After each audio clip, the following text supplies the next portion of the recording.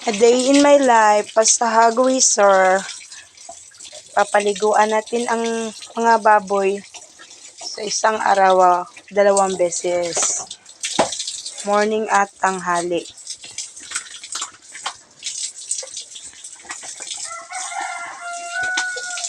Upang manatili ang kanilang mga katawan na malulusog at malinis.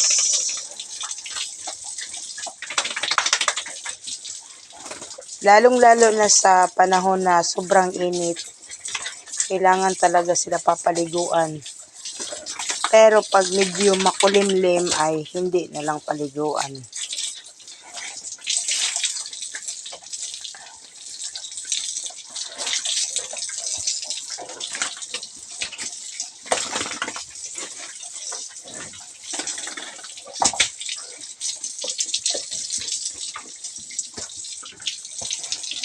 Yepe, fresh na ang mga pigi-pigi.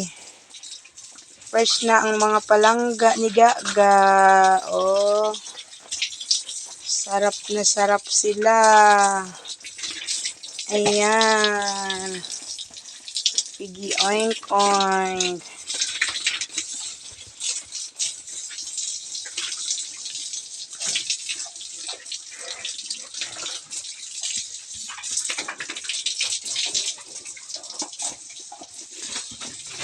Oh!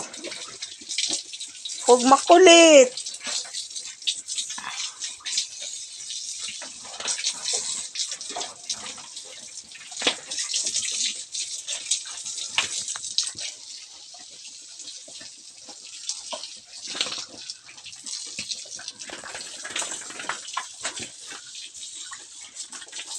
Nasasarapan yan dahil sobrang init ang panahon. Oh.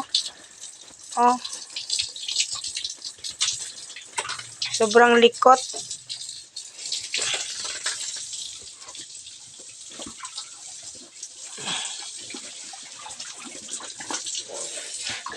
Ang likot, ang likot.